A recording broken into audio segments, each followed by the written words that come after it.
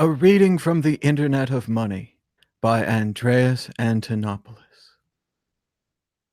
Incumbent reactions to innovation.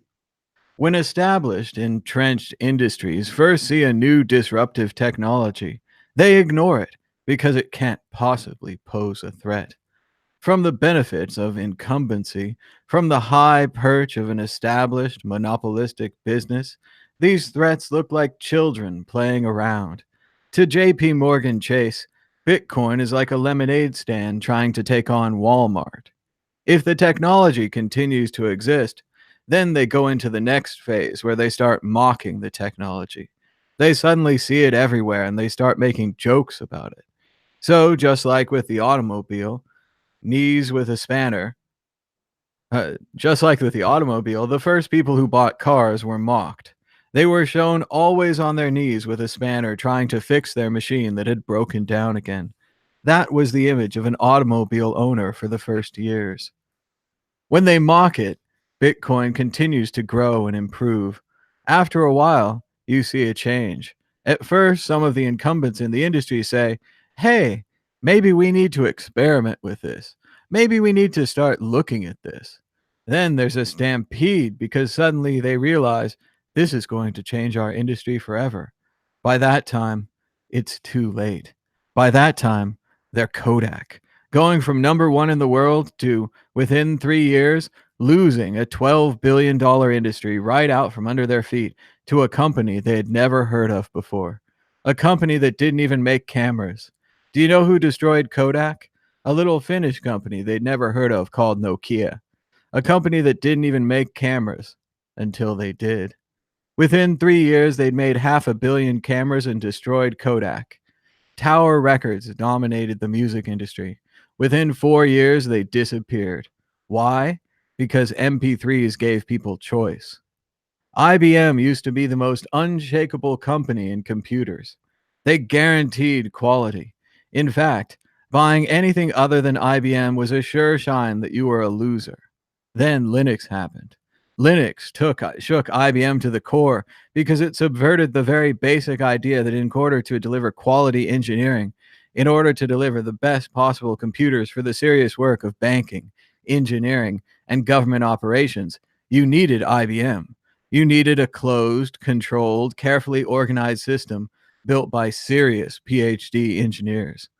Back in 1992, when Linus Torvalds said, I'm going to build an operating system in my dorm room because I can't afford to buy an operating system, the idea seemed completely preposterous. Operating systems were enormous edifices of complexity that took thousands of engineers to build. Linus Torvalds started simple. He started on building an operating system. 6 years later, Linux had started dominating the computer industry, and Sun Microsystems was beginning to feel the pain. 8 years later, Sun Microsystems was heading into bankruptcy. HP was getting bought, their computer division was shutting down, and IBM stepped out of the personal computing business. Now, 80% of the cell phones on the planet run Android, which, by the way, is Linux. The servers they connect to run Linux. The banks we use run Linux. The entertainment systems we use run Linux. The cars we drive run Linux. You can always tell if they're running Linux. The little blue screen that greets you that says, bleh, sorry, crashed, wrong choice of operating system. You get on a plane, the entertainment system boots up if it's running Linux. If you said to an IBM engineer 15 years ago, you were about to be destroyed by an operating system built by a Finnish student in their dorm, they would have laughed at you. But here we are today, and Bitcoin is taking on the entire banking system, the most powerful industry in the world. Guess what? Bitcoin's going to win. It's going to win for a very simple reason. It's not just going to win because it's better.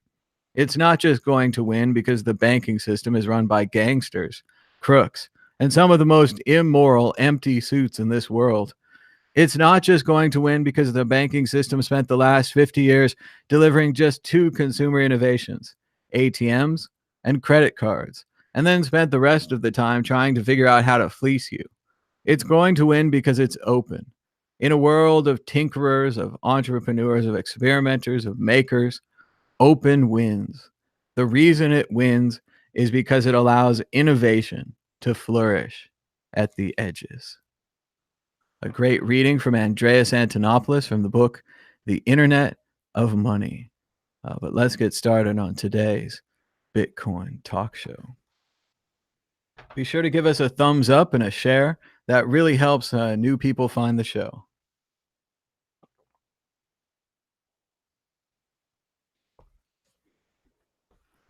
Today is Wednesday, August 22nd, 2018. My name is Thomas Hunt, and here's what's happening today in Bitcoin. The price of Bitcoin is down 0.87% in the last 24 hours, or maybe even the last 10 minutes. That's a price of 6,425, a high of 6,873, and a low of 6,393. Again, we're looking at Bitcoin average, which delivers an average of all the Bitcoin exchanges. Looking at the price of Bitcoin in Satoshis, it's $1 for 15,602 Satoshis. Checking out the top 10 altcoins compared to Bitcoin. Let's give this sucker a spin. The top 10 altcoins by volume compared to Bitcoin. Ethereum down 1.25%. Bitcoin Cash down 0.75%. EOS down 1%. Dash even. Ethereum Classic down 1%. Ripple down 1.25%. Litecoin down about 1%.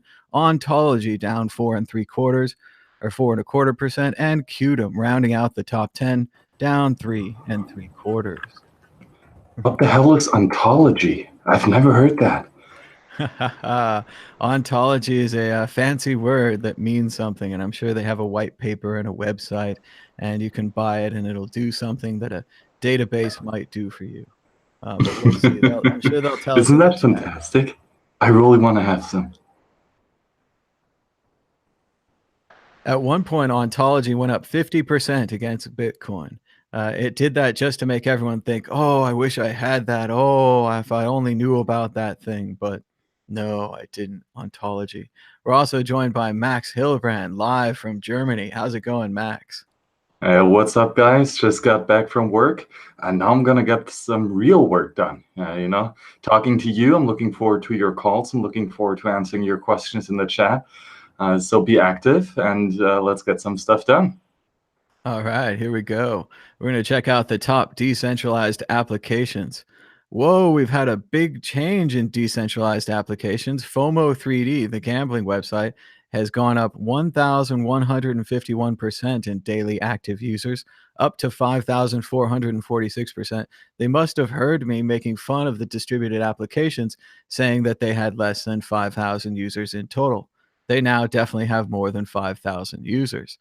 IDX in second place, 1,600 users. Fork Delta rounding out the top three with 1,000. Something called POWH 3D that says it's high risk is just under 1,000 users at 936, while Ethereum rounds out the top five with 520. Bancor, CryptoKitties around 300 daily active users. I'd say about 7 to 10,000 daily active decentralized app users at this point. Wow. Isn't that amazing? Over 1,000 fake users. Isn't that cool? All they have, and my friend's project that I still really like, Augur, had 44 users yesterday. So I mean, I love Augur, but still, 44 users. That's the stat we've got going. So. But that's good, right? The more users, the better. And hopefully, they're just testing this stuff and really using the one true application that we have in the space, which is Bitcoin. But yeah, that's cool. I like that. All the projects. The only thing good about it is it just shows they haven't started buying fake users yet. If they were buying fake users, if they knew we were monitoring it, they would probably have a lot more fake users in there. Guys say we should Google FOMO 3D. It's a hoot. Okay, well, we'll check that out when we get through all the news. We're checking out the most active blockchains. Things are still the same. Steam seems to have convincingly passed BitShares for second place at around 1,100,000, whereas BitShares is more in the 900,000 range. Ethereum falls into fourth place as per usual. It has 100% blockchain capacity with 62,000 unconfirmed transactions, down from about 80,000 unconfirmed yesterday. Bitcoin is still at 100% capacity, but it seems to have cleared out quite a lot of it with 7,842 remaining transactions, which should clear at any time. That rounds But out the top 5. Go ahead, Max. but I really don't get this one activity here, or this one metric, because clearly the economic value that is being transacted on EOS is nothing compared to the true economic value of what is transferred on Bitcoin, right? Bitcoin is such of a much more useful network than EOS. So this is kind of like comparing Bitcoin to Visa. It's just fundamentally, different things. And I don't think that this metric truly shows what is important. Yes, it might be true that EOS just has many, many more activities, whatever that is. But the true value that is being transacted, I don't think that this is a good metric, or at least I don't think I understand it fully. I think the main thing that this is showing is the active blockchains. EOS, Steemit, and BitShares were all built by the same guy, Dan Larimer. So the way that Dan Larimer built his project seems to ensure an active blockchain. At the very least, we can see somebody is programming and then using the blockchain, causing transactions or whatever they are to be made. So obviously, on these 3 top transactions, they're doing something different than economic activity. Steemit people are publishing blog posts. BitShares people are doing whatever they do. EOS does whatever it does. And Ethereum does the smart contracts. So it's not a great metric to compare with Bitcoin, but it is a sign of activity. So in a way, And if Bitcoin had no activity, you'd say the project is obviously in trouble. If we go down, I mean, some of these here at the bottom that have less activity, we can say if we compared Ethereum to Zcash or ZEC, whatever this is, or to Waves, we would say, well, at the very least, people are using Ethereum much more than people are using Waves or SCR, whatever that is. So it's just a but measure of again, activity. I agree it's not perfect, but if we use all these metrics together, we get a better picture of what's going on. yeah, I agree. I agree. It does provide you, some value. I would be curious to see the Lightning Network on here, because if it is just about the number of transactions, then something that is, exponentially growing like the Lightning Network would be nice to see in this graphic. So I'm curious how they can input this. How can they measure the activity on Lightning? How many transactions are actually being made? That might be something that would be interesting to see. I agree. I think they could add that metric. One more thing, when I'm looking at it, it does look like Bitcoin Cash has dropped several positions. It used to be challenging Bitcoin for the most active blockchain. Now we can see Bitcoin's activity is 226,000 and Bitcoin Cash's activity is 24,000. So we can see it's a metric of 10 against. It's 10 times more people are using Bitcoin. So Well, that's interesting. Well, I'm just happy that there are still blocks being produced for that shit show, which we cannot take for granted with such a talent of development in that camp. But it's something. So I'm curious how this is going to play out in the long run. Again, it's 10% of Bitcoin on so many metrics. So that's interesting. Does it really have 10% of the power of Bitcoin? I don't know. So might be something is propping up everything at 10%, or it might just be that this is just the natural value of Bcash, of how much we can tell. It's just 10% that of Bitcoin, according to the market. Now let's see if this is the rational approach and the true value on the long term. It also seems, as we're looking at activity, that Bcash is below Litecoin, Dogecoin, Ethereum Classic, and 2 projects I barely know called Komodo and Golos. So it's an interesting chart. I mean, maybe not the top of it, although I still think it's a big thing that Steam passed BitShares. I never thought the top of this chart was going to change. I was getting bored of it just in that matter. Well, But it Well, is interesting. it's really interesting for me because I'm only in the space since early 2016. So now coming into contact with projects that are completely new, that weren't even there back then, like this goalless thing, it's crazy. I don't even know how people do it because I can barely keep up with what is happening in Bitcoin, and then still wasting time on all that stuff where every couple months is a new thing. it's crazy how many people are involved here, how diverse their interests are. Curious how this all is playing out. I myself, I can barely keep up with what is happening on Bitcoin, but seeing all these other projects making advancement as well is mind blowing. This is such a fast growing industry on all levels. Amazing. And people in the chat are objecting to this or that, but no one metric is going to be the metric. What you have to do is you have to take 5 or 6 different metrics and compare them together. Certainly, this chart doesn't show us that much, but it shows us which blockchains are being used. And I can tell you, as Max was talking about the history 3 years ago, 4 years ago, I don't see Megacoin in here. I don't see Feathercoin in here. Max was talking about projects where you can't get a block anymore. I can't send any Coinye through this system. You guys don't know what Coinye is, but you could look it up. There have been dead coins.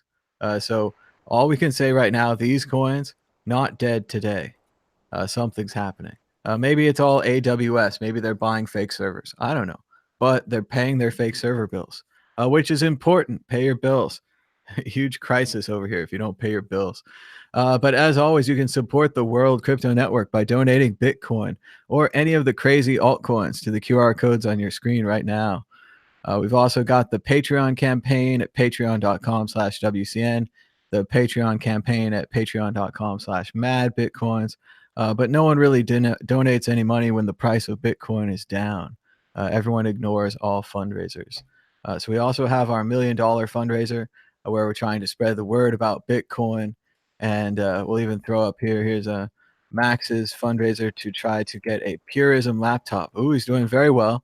We're up to 0.00892 Bitcoin. We need to get the thing on That the is screen. amazing. There it is. Magic internet money, my friends. Magic internet money. Thank We you so are much for the support. It's really appreciated. just And under 3% of the way there. Remember, if you donate to this, Max will buy the Purism laptop that has open source hardware. You can trust the hardware because you can run the code on it and see it's really running the code. So you'll get to see that. And if you wanted to see a review of that and see Max try it out, donate to this fundraiser. All right, and now on with yesterday's shows. We had Max's show, Why Bitcoin is a Store of Value First, with Murad, although I think that was from Monday, so that probably wasn't on yesterday. So yesterday we just had this show, and let's see, also, the World Crypto Network still struggling to beat 60,000 subscribers. There's some kind of cap in YouTube. You can't have more than 60,000 subscribers. They made a rule. I So if you think there are some short positions up against us. We are hitting resistance. We're hitting strong resistance at 61,000. So if you can subscribe to the World Crypto Network down below, hit that bell to get notified about the videos, and that would be great. Now we're going to check out yesterday's comments. Yesterday's comments. And yesterday we got 123 likes and 1.3 thousand views thanks to your likes. We had a very active chat, and some of them came back later to make a comment. As I'm not surprised, people are upset that I don't like the book Atlas Shrugged by Ayn Rand, that I think basically she has bad ideas that she delivers to smart and impressionable people, and then the smart and impressionable people go out to be John Galt. And then we have a world of John Galts who can't work together because of these crippling ideas that Ayn Rand has installed in their brain. So I would watch out for that. I do believe in liberty, but I also believe we have to work together. I believe in compromise. I don't stoically believe in one idea. I believe in multiple ideas, and I compare them and I take parts of them. What happens from the kind of thinking that she supports and the kind of brainwashing propaganda that she throws down is that you get hardcore on one side and you can never listen to the other side, even to just have a devil's advocate or have a debate. You can never picture yourself in the other person's shoes because you've created a statist, socialist, communist boogeyman that you fight every time. And that's the main thing she does in her books is the socialist person is always the worst possible example of socialism. It's always to the most extreme. She's pushing it to these extremes because that's what she was taught growing up in Stalinist Russia. She's both reacting to Stalin and using the tools of Stalin. She's a fascinating person. And of course, she used welfare and had affairs openly, telling her spouse that perhaps her spouse and the other spouse they were having an affair with should try to get together and we can make the best of this whole thing. The epitome of selfishness, the queen of me, me, me, me, me. And yes, I've read all her books, some of them twice. I'm ready to go 20 rounds on Ayn Rand. And the only thing that's going to happen is you're going to come off as an extremist. And I'm going to be middle of the road saying, yeah, these people, sure, they can't help themselves. It sucks. They have problems. They can't think right. Even if you try to teach them they can't think right, it's a bummer. I'm not willing to let them die, right? I call it, oh, it's a socialist, blah, blah, blah. I'm not willing to just let them die. We should have lifeboats on the Titanic, right? Okay, Max, do you want to throw down Absolutely. on Ayn Rand before I read the comment? I'll let you have a little bit. Well, I'm not that much into Ayn Rand actually. I've read a couple books. I've read Atlas Shrugged, and of course I do value her libertarian views, but I didn't particularly like that book in general. So honestly, I don't really have too much to say about Ayn Rand specifically. I will have to do some more reading on that. I just didn't get around to that yet. Uh, but what I can say is the importance of not strawmanning your opponent, not strawmanning your argument, not making your opponent artificially weak. On the contrary, I believe in strong manning your opponent, of really making a good and compelling argument for your opponent, really putting out the best effort in what they try to achieve and uh, uh, try to argue it as positively and as thoroughly as possible. Uh, because then, if you have built up your opponent, you can then fundamentally argue against his position and show clearly, or even under his strongest conditions, are the clear and fundamental flaws. So if you build up your opponent and you have valid arguments against him, then you can make those arguments even better by first showing where your opponent is strong and later showing still that even though he has a strong and compelling argument, there are still logical and fallacious mistakes in his fundamental thinking. So I prefer this kind of argument much more. I definitely agree with that. I think you have to strong man your opponent, and you also have to understand where your opponent is coming from and understand that they're human too. When we get into this thing, oh, you believe in socialism, therefore you believe in taking people's wealth, therefore you believe in communist control of everything, and then we just straw man out of control. Whereas you could say, okay, well, why do they believe in socialism? Well, they want to help people. They don't want people to fall through the cracks, or they have a reason. And you're like, oh, I understand that. I don't think it's going to work, but maybe a mixture can work, maybe something like that. But again, people are disagreeing with this. So let's read the comments from the aptly named, and you can always start a conversation good when your name is Fuck Off. That's really going to work well. So PHUK off, he says, John Galt, a terrorist? Wow, by withdrawal of one's consent. I knew you were a lefty, but this is jaw-dropping. Did you not read the whole book because of your ideology? Actually, my ideology is to always finish books. Did you make it to the interview of the worker at the 20th Century Motor Factory? If you did, how could you find any flaw in his narrative about how it played out when the collectivist scheme was implemented? And again, I do value Ayn Rand. I think she's a great writer. She's a great propagandist. She has a directness to her. And what I like is the way she mixed her philosophy into her books. I think that made it insidious, right? It's creepy. It's something that creeps. And it worked, right? It worked in some ways because I took in her philosophy, but it also worked in other ways because I wasn't able to cooperate with people and so forth because John Galt is number one. And really, the story here, John Galt has a bad time at his first company. They're going to steal his ideas. They're going to communize the factory. It's a straw man, of course. And then he goes off into the woods, angry forever. And I would say, in a more reasonable world, John Galt needs to try again. If John Galt has a bad experience with the first people he works with, he can't just go off into the woods and vow to destroy society. The reason that I'm calling him a terrorist is because at this point in the book, he then goes around and recruits the head of industry to stop their industries and to join him in his small factory in Colorado. He basically attempts to decapitate the industry of the world, which leads to mass starvation and mass unemployment and pretty much to the destruction of the world for the normal people. John Galt is just as guilty as the leaders of the Politburo who organize their socialist society from the top down. John Galt wants to organize his new libertarian society from the top down, from his mountain cave, and the people he wants to do it with him are the leaders of these industries. So I'm not judging him as a terrorist. I'm not saying he's a bad person as a terrorist or that he doesn't have the right to do this. Remember, the other side of the word terrorist is freedom fighter, right? The revolutionaries of the American Revolutionary War fought against Britain. They were the rightful government of America at the time, allegedly, depending on who you believe, so on and so forth. Also, I'm doing this for a discussion. I want us to have a discussion. Yes, Exactly. yeah. So And what I would just further add is that the fundamental question is, if you feel that your liberties are being destroyed on several layers, what do you do against that? Well, you can either fight violently and aggressively in open war and open revolution. This is more of the political mean. This is the mean of war and destruction.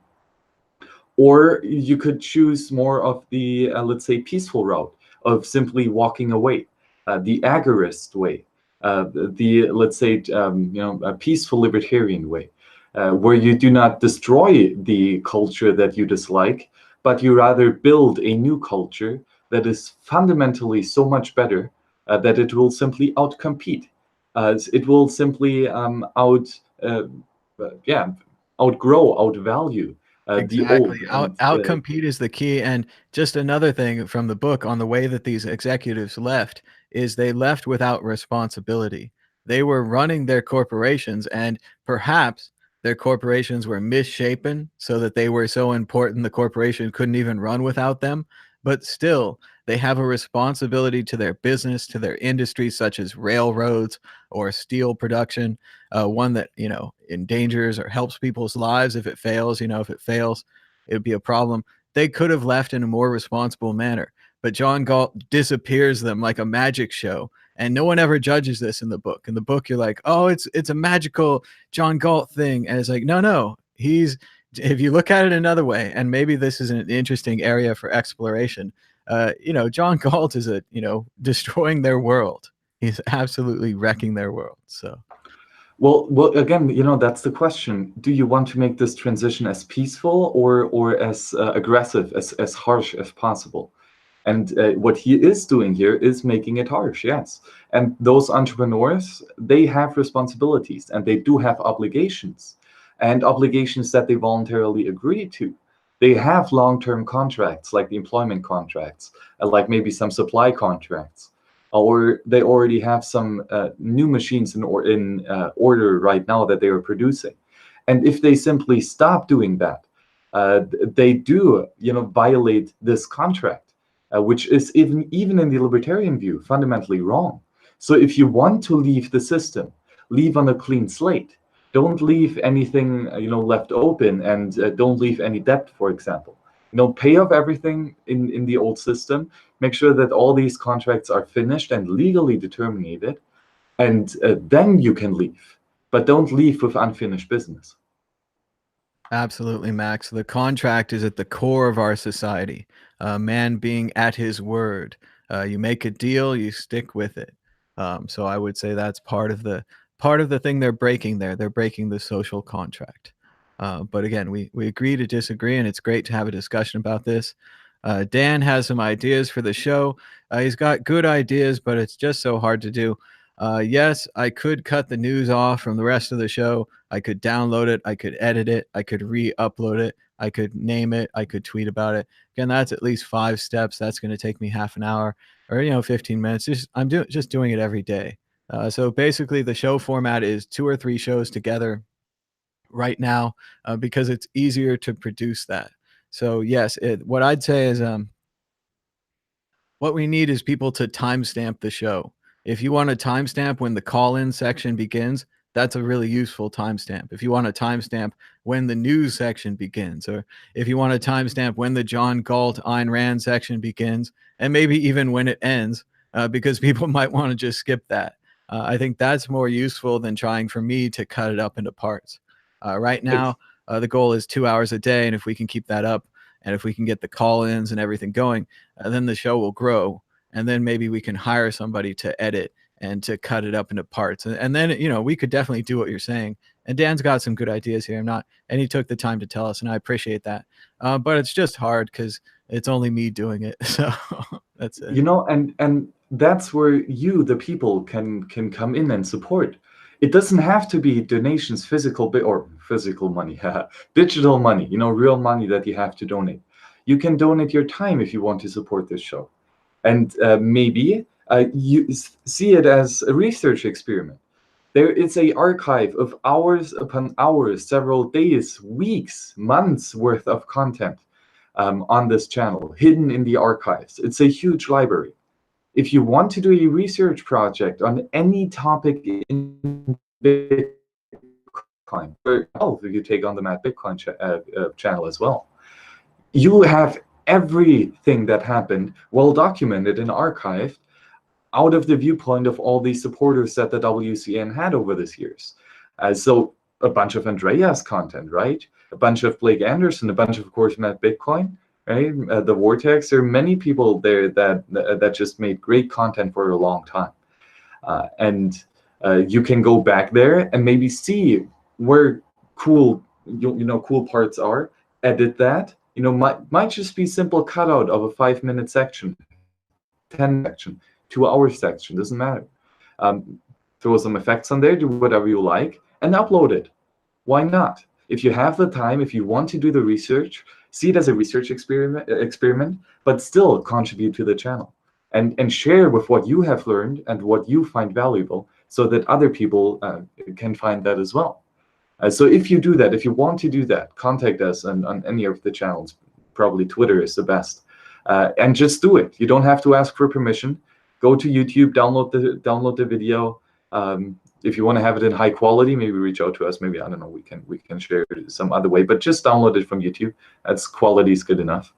And edit it, send it to us. We upload it on the WCN, and perfect. You get credit for that. Why not? And from a historical perspective, the archive that we're making here, every time someone calls in, or every time I interview someone, or I talk to somebody about Bitcoin, we're creating primary source history. We're creating what our actual thoughts and opinions were at the time. I'm sure you can go back and find us saying stupid things about this or stupid things about that. But in the same way, hopefully you can go back and find us being right on a lot of things and having compelling ideas about the future. And that's what this is really about. I used to watch Star Trek as a kid, and I wanted all that stuff. And now we live in a world where we pretty much have all that stuff. But things haven't gotten better, right? Things haven't gotten all Star Trek out all around us. But they're starting to. I think Bitcoin and the way that it's transferred some wealth to the computer geeks and that kind of thing really might change this world and give us a world where you can do the kind of work you want to do every day, and you can get better at it, you can improve, and you can be rewarded maybe through a little bit of cryptocurrency. And also, you don't have to go out and wreck the machines. We have an alternative to all that. We've been talking a lot about roboticization, for lack of a better word, and basic income. If we need it, if we want it, if we have to have it. So I think it's a very interesting topic, and I know a lot of people go different ways on that, and I think that's good too, that we disagree and we can still be friends. But yeah, thanks, Dan, for the comments. We'll work on it. We'll get some stuff going. Alan says, really interesting chat in this show. There was a TV program in the UK following people who were below the poverty line, and if this scheme existed, would have qualified for basic income. I can tell you that those folks worked harder trying to live on a pittance than anyone I've ever seen in normal jobs. Most of them would have given anything to have a cushy office job or sit in a warm truck all day. But life has dealt them a certain hand, and they soldier on. And this is really what it's about. It's about compassion. I like Ayn Rand, but I don't think she has any compassion. I think she had a rough upbringing. She was in a rough world, and she became rough. And when people mirror her and they become her, they also seem to lack this compassion and lack this empathy. And I know it's unproductive empathy. I don't know that these people are ever going to change the world or Bill Gates it or whatever. But I think they should have a warm job. They should have a nice house, a small house. Whatever, these kind of things. Um, but again, we can get into the details more. Absolutely, and I agree with that. And that is compassion, that is care, right? That is something that is fundamentally human, and that is good that we share these qualities in a fruitful and prosperous society. But where I just think we should also lay the focus on is that this contribution is voluntary, that it is in the form of a donation.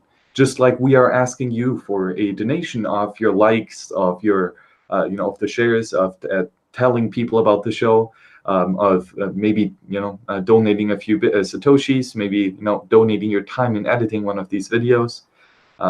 This is a voluntary contribution. And that is perfectly fine. And that can and that will happen in a prosperous society, plentiful.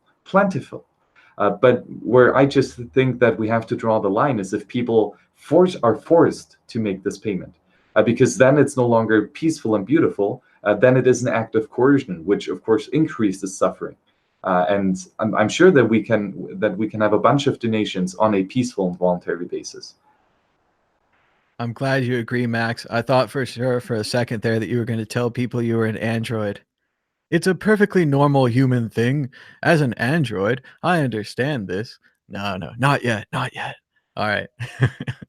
But no, I agree with you. It's a good quality to have. It's tough to figure out how to actually do it in the real world. I would prefer if it's voluntary. Sometimes that doesn't work out. Sometimes there's things like a school tax where everyone pays an extra 10 cents on something and therefore we get a school. And I support that, but others don't because they're retirees and they don't have any kids, or other people really support it because they do have kids and they're going to use the system. And then everything gets complicated and we have to judge whether or not having educated kids is good. And then people don't like the education that they're giving to the kids. And there's a lot of variables there, but you see how it spirals out of control. But at the core, school tax is like, hey, pay 10 cents a month to have a nice school. Seems like a good idea. So we just have to debate and get it figured out, right? The question is who's going to run the school? That is the interesting part.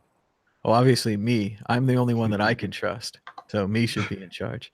But yeah, we're gonna read Sex Neat's comment, even though I disagree.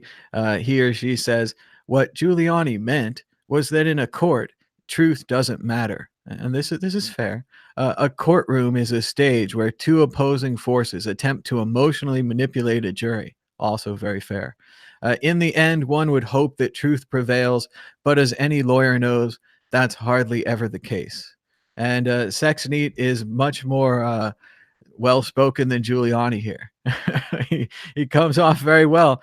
And the sad thing is that Giuliani is a lawyer and he was a prosecutor and a district attorney, and he should know how to say what he means.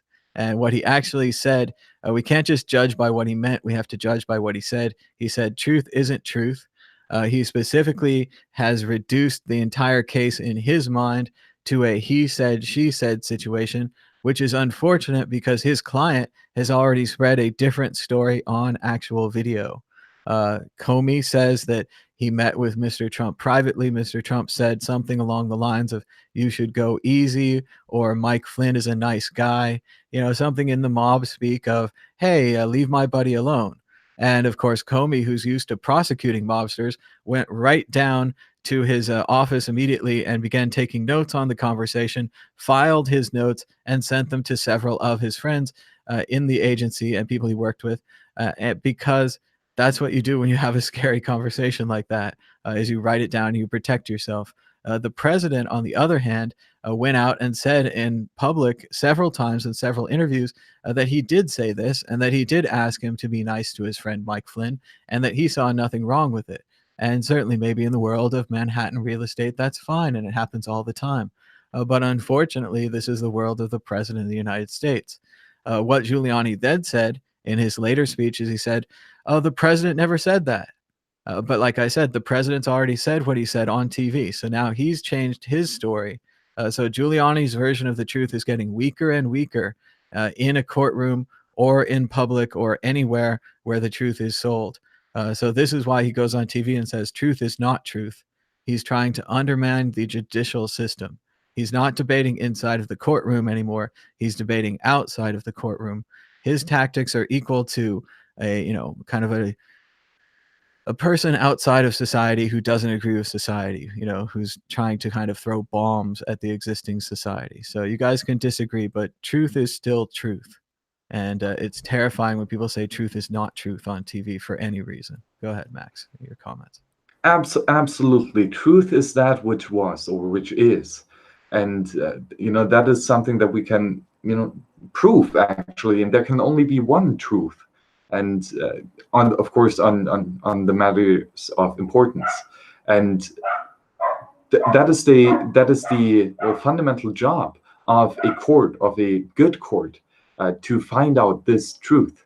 And, if you say that in the courtroom it's a stage of two opposing forces attempting to emotionally manipulate a jury, then I agree with that statement. But I want to point out that this is in the current form of a courtroom, in a court system that has been monopolized by government for several centuries, and which, of course, if you follow reason, you have to come to the conclusion that this will not be efficient, and that this will not provide a good service for the customer. And here, the customer are the people who want to be treated under the law. Of course, there are many flaws in the current system, but I do think that there are other types of justice that can be served, or other methods of finding justice and finding the truth. And if they are employed in a free society, then we might see much more of the truth being found and the truth being spoken. All right, and shout out to Biggs, who leaves us a comment. Crypto Noob says the future, and he leaves a timestamp of 1:15:12. Thanks for the timestamp. Sam Diaz says, "You the man, Thomas. You will be showered in abundant success before your last breath." So I got that going for me, which is nice. And that's about it for yesterday's comments. Checking out today's news in Bitcoin. Venues banned from hosting crypto events in Beijing's financial district. And basically, like, they've put a ban on meetups. No crypto meetups or crypto conventions in Beijing's financial district. Shopping malls, hotels, restaurants, and office buildings in downtown Beijing have been ordered not to provide venues for activities that promote cryptocurrencies. And people always said, well, what will it look like when China really cracks down on Bitcoin? When a government really goes toe to toe with Big Joe Bitcoin and thinks they can take them down? This is it. This is how bad it has to get. They're banning crypto meetups, cryptocurrency talks, and promotions. Personally, I don't think I'm going to China anytime soon. And certainly if I did visit, I would follow the local rules and customs, as one should do when one is a guest in someone else's country or in someone else's house. That's only about being a good guest. It doesn't matter who your host is. You should be a good guest. That's part of it. The news follows a crackdown on the presence of Chinese cryptocurrency media on the messaging giant WeChat, as reported by CoinDesk yesterday. So it sounds like this is it, Max. China is finally banning Bitcoin again. Before we even discuss it, we have to bring back the classic, as Whale Panda reminds us, the classic meme. Let's see. Oh, it doesn't work. Okay, but it still works. Okay, I try. Hello, Internet. This is People Bank of China. We ban Bitcoin now. Oh dear God, China is banning Bitcoin. Sell it all. Damn it, sell it all. Okay, so there it is. You've had your moment. China has banned Bitcoin again. What do you think? They have. Oh no. I'm glad that they did, because of course this kind of regulation can never be enforced. Not on a true sensical level, right? The cost of enforcing such things as people talking is immense. Yes, China will continue doing that, and let's hope that the people will soon wake up and see that this is not normal behavior, that this is not good behavior. And if your country is starting to ban you talking, you should get out of the country as soon as possible. So absolutely, it will not hurt Bitcoin in any way. The honey badger doesn't care. On the contrary, I think it might increase the rate of adoption because the more of these nonsensical government regulation and violence will be enacted on the people, the sooner they will realize it and well get out of there. So I don't really think it is a problem, although it is absolutely a wake-up call for those who are still asleep. And unfortunately, I think in China, they, due to a lot of censorship and government manipulation, they have truly put a bunch of their people to sleep, so to speak. And I know the default position for a civil libertarian is to think that censorship is insane and that it will always fail, right? That the Streisand effect will always come along. But China is hardcore and they believe in this idea of censorship. They are willing to go to the mat.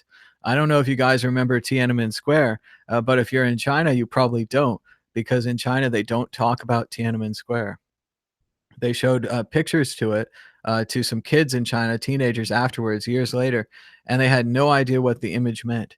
They thought the man was just standing in the street waving at the tanks. They had no idea that there'd been an incredible massacre of the workers there, and that one man had stood up against the tanks and it had been an international story, and that the United States did nothing. Everyone has forgotten that. So it works. Sometimes this long, deep censorship works. And right now, you're looking at a popular meme of Tigger and Winnie the Pooh alongside a picture of Obama and Xi Jinping, the current president for life of China. And this meme is so popular, comparing the leader to Pooh, that they have banned the new Christopher Robin Disney movie from China. That's right. The major company Disney has been affected by meme makers who have poked fun at this little man, Xi Jinping. So it's very interesting what can happen in China and to see the total effects of this censorship. Imagine right now if you went around China sticking up pictures of Winnie the Pooh, you are technically, like John Galt, a terrorist, right? Even just in name. Even though you might just work for the Disney company promoting the new Christopher Robin movie, doing your damn job. You don't have any political statement here. But now Winnie the Pooh has become a political symbol, the same way that Pepe the Frog has become a political symbol. These things just happen. Will Bitcoin be the same? Will China stop Bitcoin? I don't know. What do you think, Max? Winnie the Pooh for you? Well, it's scary. It really is scary how. Oh, you muted yourself halfway through Yes. there. It is really scary how thorough this censorship is in China, and well, they really pulled a number on the people, right? It's crazy that the people of China, to some extent, support this because they do not know any other way. Because there have been now several generations of oppressing government regime and dictatorship, basically. Of course, hardcore communism for a long time. This is not ideal. This really does create not just economic and financial misalignments, but also cultural misalignments. This literally messes with your brain. It messes with time preference. It messes with your ability to reason and compassion and love, of course. So it is a truly sorrow state and sorry state. So let's hope that this does not continue for that much longer. Let's hope that Bitcoin is one of the opposing forces to this, and that it will try to loosen the power of this oppressive government here. It also shows how bad it is to try to ban an idea. Even right here, I'm thinking about banning the idea of Pooh Bear. And if you were to go to China on vacation and your little kid had a Pooh Bear toy that's his favorite toy, and you bring it with him because, kids love their toys, you're in trouble in China. That's kind of a forbidden idea. I don't know that you'd want to have a Pooh Bear doll. I'm not saying there'd be anything political about it, But let's say you go around taking pictures of yourself in front of the Great Wall with a Pooh Bear doll, and in front of a Tiananmen Square with a Pooh Bear doll, and in front of the coast with a Pooh Bear doll. I don't know. At which point does it stop being you and your kid and a Pooh Bear doll and start to be some kind of a complaint against the government? And it depends how sensitive the government is, right? It's that old Philip K. Dick idea that he said, does the scanner see me darkly or lightly? And it's interpretation a lot of the time. You're spray painting on that wall. Oh, but I'm spray painting for freedom. Oh, that makes it better. Or you're an undercover agent, or you're a drug dealer, as in the movie Scanner Darkly, in the book Scanner Darkly.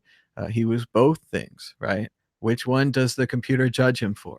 Is he a better undercover agent than he is a drug dealer, or is he a better drug dealer? And also, Vonnegut addressed this in his book Mother Night. There's a great film of that too. And in Mother Night, the guy was a propagandist, and he was a propagandist for the Nazis, but he was a spy for the Americans. And the idea was he was so much more valuable as a propagandist. His voice, the thing he said, the way he drove the German people outweighed his value as an American spy. So he ended up being the other way. Just like other people in government, they start out just thinking they're doing some favors for their friends, and then their friends become more and more intertwined with them, and their friends could accidentally blackmail them at any moment, and they become a useful idiot, right? And sometimes a knowing accomplice, sometimes an unwitting or an unwilling accomplice, but they just become caught up in it, much like little Pooh Bear here. They just can't judge for it. But we're getting ahead of ourselves. There's only 2 guilty convictions yesterday, and a congressman that went down for straight up stealing money from his people. Also a Republican, second Republican congressman to go down this week for straight up fraud. Also, the only 2 Republicans to endorse Donald Trump. Huh, that's strange. It's like if someone bad vouches for you and you get into a club, and then that person gets busted, and then their friend gets busted, and then your lawyer gets busted, and then your campaign manager gets busted. I don't know. It's a bad club. Must be something in the water. But let's keep going. BTC King has a rumor, and we love rumors. He says China sources report that Bitmain has some 560 million in pre-commitments for their pre-ICO round. The key investor is Temasek, is threatening to withdraw due to Jihan misrepresenting info. Jihan is on calls trying to salvage deal. Chances of the deal breaking up is extremely high now. And we don't know what sources these are. This is purely a rumor, but it's an interesting rumor. I know people have been saying, sure, to all of us cryptocurrency people, it seems obvious that the Bitmain IPO is really the bailout from the bad Bcash decision. If Bitmain hadn't have sold 50,000 Bitcoin in exchange for 1 million Bcash, they would be sitting on 50,000 Bitcoin right now. There's a word in finance, it's called fiduciary responsibility, that you have a responsibility to the stockholders, to the shareholders, to the people who invested their money in that company. And I would say Bitmain violated that duty when they sold Bitcoin for Bitcoin Cash. It was a huge, risky deal, and they did it with other people's money. And I'd be very careful if they were going to invest in that. Not that it matters what I say in a big IPO like this. Somebody's going to buy it. They're a big, giant miner. Somebody's got to buy it. But the question is, who's the sucker going to be? Who's it going to be, Max? Yeah, really interesting. Just phenomenal how Bitmain is on every level such a completely messed up company. It's curious. It's really curious why this happens. But many shady people involved, and of course the entire Bcash debacle. I'm I think it's just funny that they actually did put skin in the game. They did sell most of their Bitcoin. Now they hold a lot of Bcash, and they are holding the bags. Really, I mean, it's kind of obvious that Bcash will not go anywhere. Already forked off like 100 times, and the code base kind of sucks, and they don't really have anything going on there. So it's curious on what they're going to do next. Will they come back? Will they, buy back into Bitcoin and try to integrate themselves again into this community? Will we accept them? How will the future relationship be here? Or have they truly just lost their immense capital and their an immense amount of their wealth and value? And now, can we finally see more decentralization, not just on the mining pools with, of course, Matt Corolla's new concept of Better Hash, but also now on the production of ASIC chips with Halong miner getting in with the Dragons miner, Dragonmint, and the GMO miner. So will we see more and more decentralized, more and more new entrepreneurs joining this market now that Bitmain has messed up this drastically? Hopefully. So I'm absolutely looking forward how the mining is going to evolve now in this hard money period with almost no inflation rate. I think it's going to be much, much different. They're having problems with their Chinese ashtrays in the chat. Funny stuff. When capitulation, 3 ways that Bitcoin's bear market might end. It's the same old stuff. Let's see. Number 1, we've seen the worst. Maybe we have. Number 2, 3 to 5K in play. Ooh. And number 3, 1K doomsday. And yes, many have been calling Bitcoin to return to the old numbers. Once again, they're using the old charts. So this is all like if I was to tell you this baseball player hit 100 home runs last year. So he's going to hit 100 home runs this year. But he broke his leg. It didn't happen. And this baseball player used to hit 20 hits a year, but then he got traded to another team and now he's no good. And this baseball player broke his leg and he's not going to play for at least 3 years. So that was a really bad bet. But the chart was good. All the charts were good on all those guys. Well, I'm just wondering, why do we keep on comparing the dollar to Bitcoin? Why do we have to tether Bitcoin to this dollar value? We know that the dollar is a not sound currency. It's a weak fiat currency. And price calculation in a dollar fiat market will be really, really tough and volatile. So I'm curious on when we will realize that the true value is one Bitcoin, and that we no longer look at the chart of the purchasing power compared to dollar, but that we look at the chart in the money supply, because that is what's fundamentally important. But when you watch the chart of the money supply, you soon realize that it's boring, because it's predictable ad infinitum. It can never be changed. This makes Bitcoin quite boring to look at in the value of Bitcoin, because, well, it's quite simple, it's quite straightforward. That is the important part, and because it's so trivial in Bitcoin and never changing in Bitcoin, we don't really have to talk about it. So we have to subsidize it with some talk of the purchasing power, which really is not that important in an economic sense. Yes, it will be volatile, mainly because the dollar is, a shitcoin. And we're just waiting to figure that out for everyone else to get on board. Bitcoin looks unlikely to cross 10K again this year. From Forbes magazine, a source you can trust. They know all about Bitcoin. Bitcoin spikes almost $400 in an hour to a 2-week high. That's good. What I like here, I like this second paragraph. This is the first honest thing they've ever said about Bitcoin. Everybody get ready.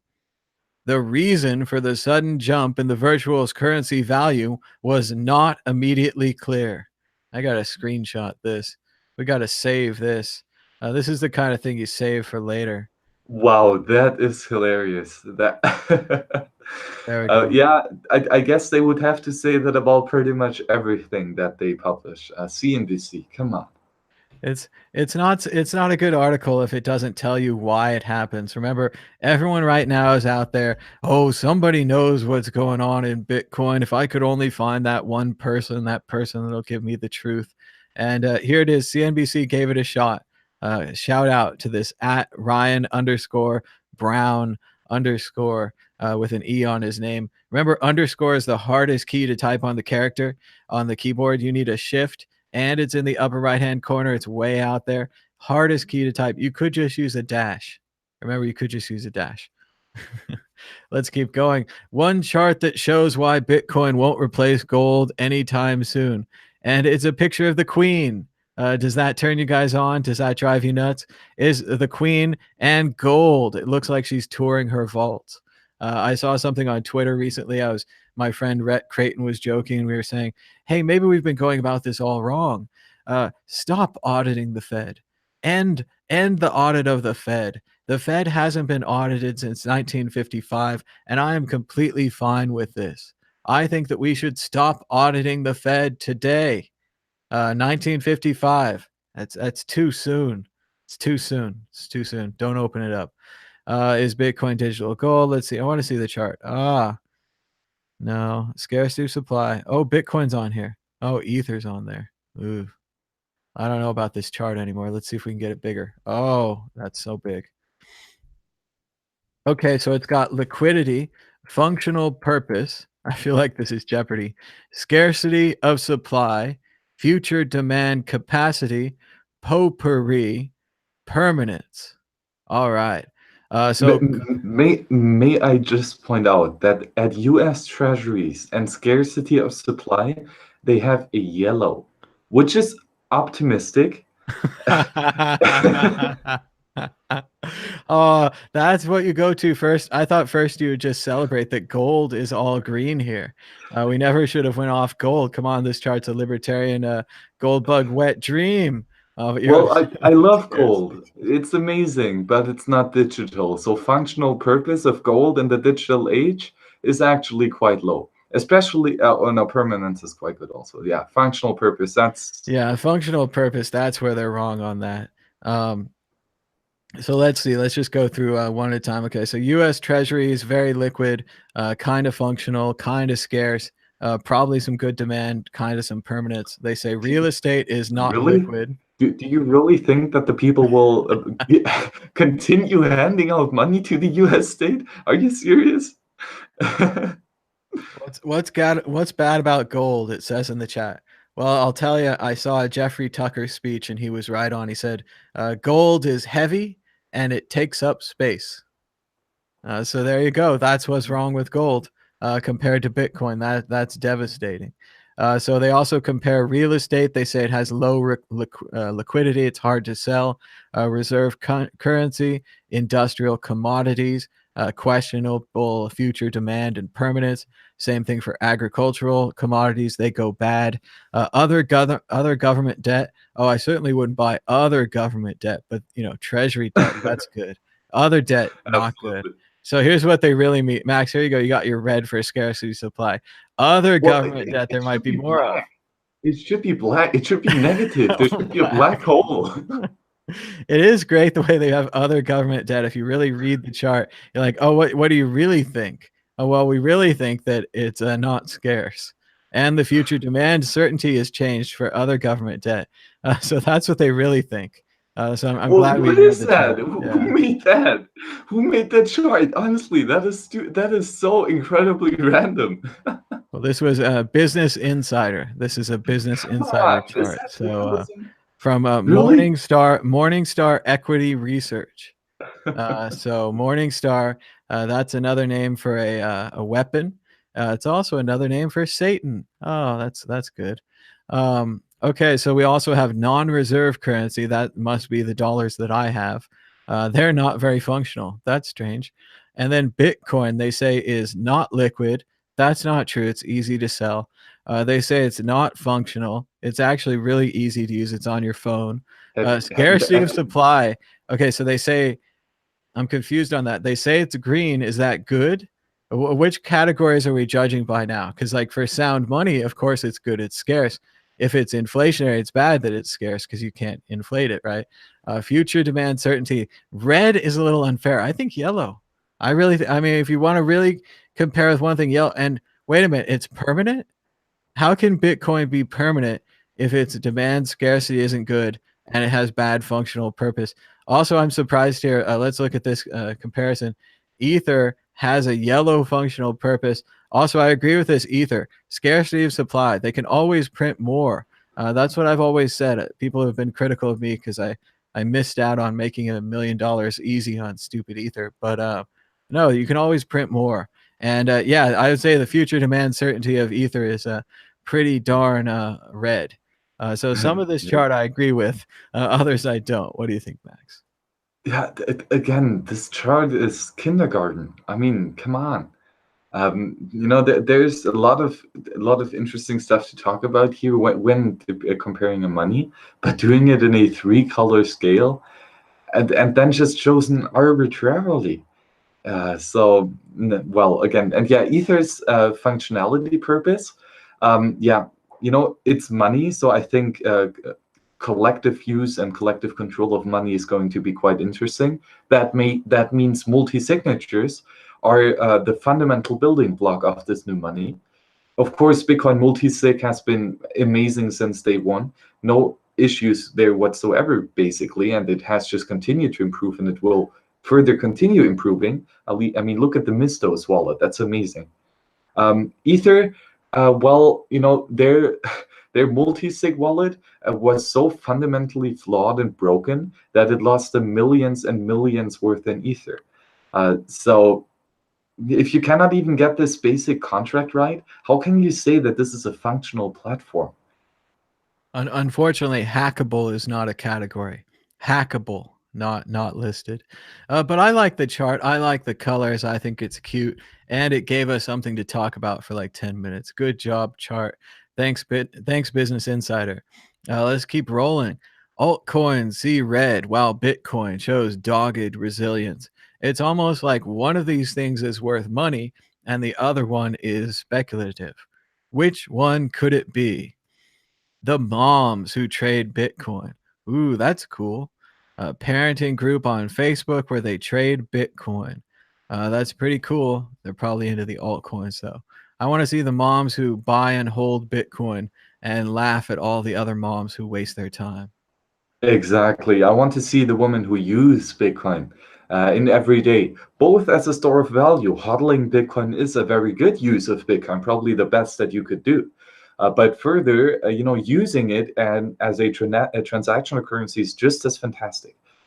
So absolutely, using Bitcoin is phenomenal and much more interesting than just buying it and selling it. Especially if you've bought it, if you made that step onto sound money, why in the word of God would you ever sell it for fiat again? Well, because you got debts in fiat, you got people you got to pay. But I also want to see the dads who buy Bitcoin. All these labels people use to divide us, and they're like, "Oh, you can't join this group because you're not a woman," or "You can't join this group because you're not low income," and then this other group you can't join because you're not high income. I always think Groucho Marx. I'd never belong to any club that would have someone like myself for a member. Bitcoin price watch. Bitcoin USD breaks key resistance. Dips remain supported. Oh, I always support the dips. 100% go dips. Dip party. Dip party USC. Behold the most expensive Bitcoin ever produced. I remember that's how things work. Beauty on tweets about it. We talk about it. These guys write an article about it. So there it is. We talked about it yesterday. The $1,000 Bitcoin Cassacious coin. Very cool. And oh, that's nice. They even credit Beauty on in the article. So hats off. Good on them. Quoting the original source. Um, it's pretty interesting. Cassacious.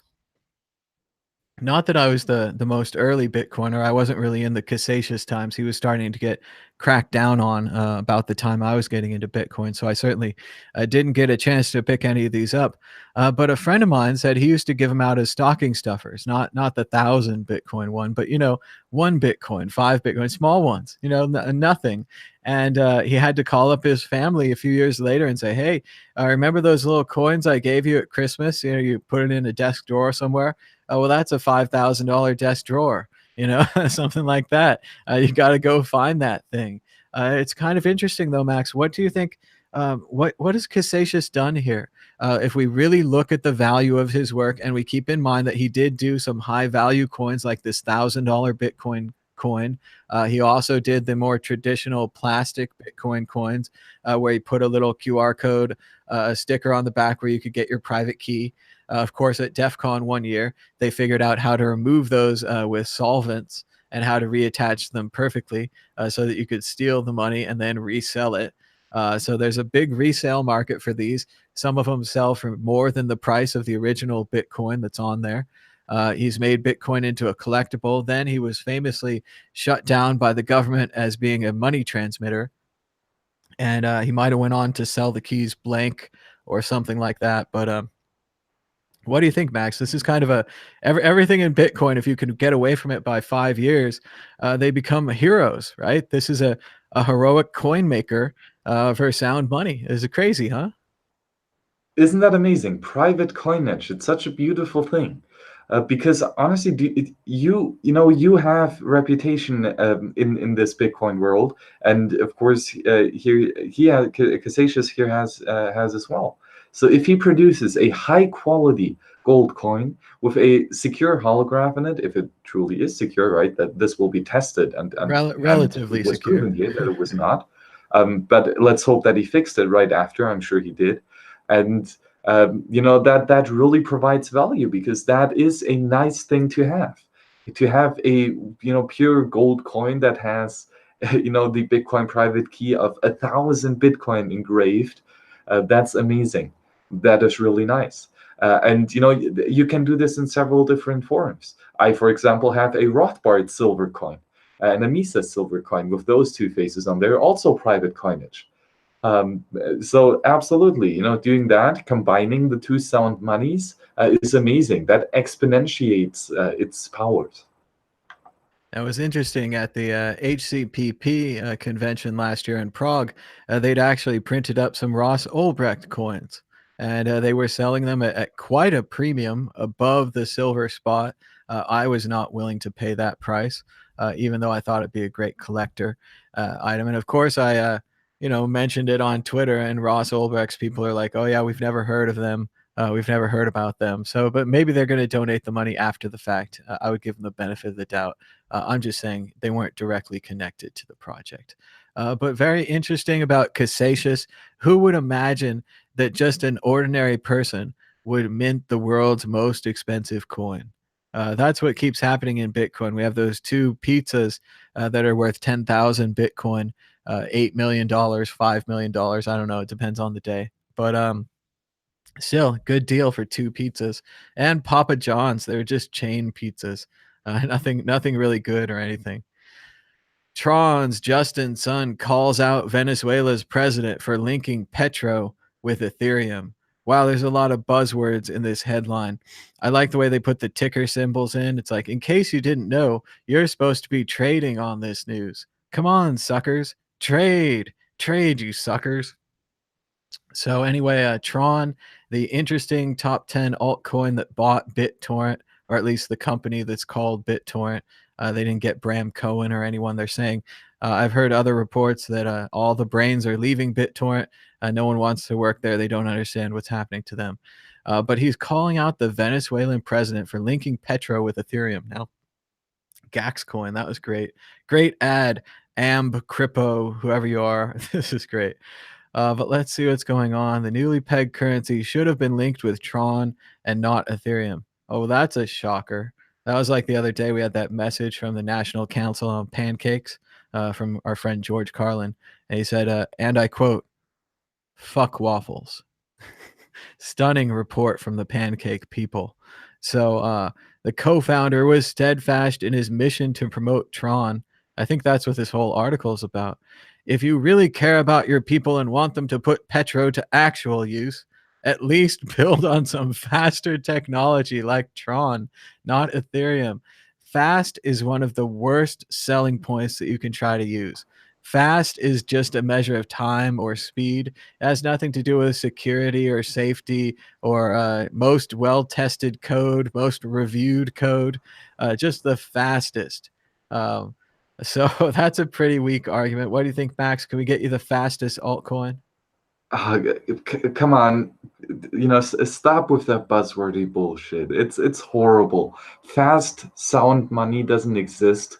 Efficient sound money is something that we will not make on the base layer. It will continue with increase in exponential technologies. But Tron absolutely is not that technology.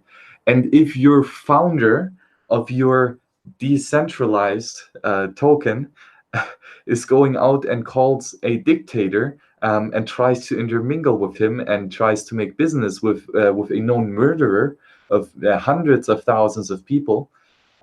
Really, do you still want to support that shitcoin? It's crazy, and as you said, this is all a article just to hype the news. A lot of TRX trading signs. This is what this is all about. It's really not that interesting. It's people who want to make a quick buck, and they scam people out of their Bitcoin because eventually those thieves and cutthroats, they will put their money into the sound money as a store of value, which is Bitcoin, if they are smart. So let's see if they actually invest their Bitcoin into another Ponzi scheme, or if they actually stay true to what sound money is all about. And anyone that's been into Bitcoin a little while knows that the fastest altcoin is Fastcoin. You might think I'm joking, but there really was a fast coin. You can check it out. They were faster. They had faster blocks. That was it. If you're going to buy based on that, I did hear, however, that the Fastcoin founder was able to meet with Joseph Stalin. That's right. He had a private one-on-one with Stalin. They took some photos. They're talking about doing maybe a Russian version of Fastcoin. So I would get in on that Fastcoin now if you can, if there's still time, if they haven't been locked up, right? All right, let's keep moving. More about Petro and Venezuela. According to Wired.com, and this was our opinion yesterday, at least wired.co.uk, inside the bluster and lies of Petro, Venezuela's cryptocurrency scam. Venezuela's latest economic wheeze, a currency backed by a cryptocurrency, backed by petroleum. To put it bluntly, it's a scam on top of another scam. Oh, beautiful. They used it right in the title. It's a hat on a hat. It's a hat on a hat, Max. What do you think? Can we keep going? Well, are they talking about the US dollar? Or are they talking about the other fiat currencies? Because this is not that different. It's it's something, it's nothing, and people have to use it. So fundamentally, it's not too different on on other fiat currencies. But of course, the whole petro concept is bizarre. Um, saying that it will be backed by oil somehow. How are we going to prove how much oil is in Venezuela underground? That's pretty much impossible. Is it? How do they imagine that this whole thing works? Well, they don't care as long as they can print new money that is not and they can be the first to get the money that they printed. They don't care what the money is. They just want to have it first and spend it on stuff. It also seems clear the government is doing nothing new, but they've got a brand new curtain to hide it behind. They believe they can get on top of the situation with some rather unusual economic measures. Cryptocurrency aside, the state relaunched its official paper and coins currency as the Sovereign Boulevard. Maybe that attracts libertarians. It has sovereign in it, but only after devaluing the traditional bolivar by a whopping 95%, and then redenominating it, slashing 5 zeros from each banknote. For $1, you'll now get not 250,000 bolivars, but around 6 million. The move is not without precedent. In 2008, former President Hugo Chavez replaced an earlier incarnation of the local currency with his Bolivar Fuerte, removing 3 zeros at the end. As Roger Benitez, chief executive of BitInca, a crypto exchange based in Lima, Peru, says, the same thing is happening again, but now with a smoke curtain saying that they'll be using blockchain technology and the Petro. And this is what I warned against the other day when we talked about this with Jose and the rest of the crew here in the chat, is that dictators love to have a new exit scam. And the problem with the old exit scam, like the dictator in the Ukraine, is that you have to leave all behind all your nice furniture and all your gold, all of your wealth and your riches that you stole from the people, you have to leave behind. But maybe this time they can put it on a Trezor and they can just take it with them. So this could be the most efficient exit scam. This could be the future of dictatorships right here. What do you think, Max? Can we get one of these for North Korea? I think he'd love it. That would be fantastic. They could make a nice meme out of it with their puppet, on their front. Why not? I think it would go nice. The interesting thing is that is something that Bitcoin taught us, that you can make as many currencies as you want, and you can throw them on the market, and you can see, nobody's stopping you there. You can make your own currency all day long. Do it. Forkgen.tech. Uh, and the interesting thing is that now, because everyone can do it, we all know that we don't have to use any of them. We can only use the best one. So it will be brutal and ruthless competition for the best currency. And just money is a network good, so the vast majority will be allocated to one money, and there's a tendency towards that one money because that'll make it the most useful on the free market, right? And this means that this petrol thing has to stack up against Bitcoin, just like any other fork and altcoin and token has to stack up against Bitcoin. Will it be better than Bitcoin? Come on, no. Will it be better than maybe the previous version of the Venezuelan currency? Maybe. It might be. They might be onto something here, but will it be better than Bitcoin? No. Hello, caller, live on the World Crypto Network. What's your name and where are you calling from? Oh, hey, Thomas, it's Ari. How you doing? Doing good. Ari, what's going on in Bitcoin today for you? Doing well too. I first of all, I just wanted to say hi. You're like one of my favorite people, and I want to apologize in advance. I am driving on the road, like in South Carolina right now. So if service is a little bad, I apologize. But I really just wanted to call it and say hi and just say I really appreciate everything you're doing and keep up the good work. Well, thanks, Ari. What's on your mind about Bitcoin today? What do you think about what's been going on? Well, I think we're still consolidating. We're in this large, uh, 8-month plus consolidation phase. Some people think we're going to break down and form a big bear market. And I can understand why people might think that.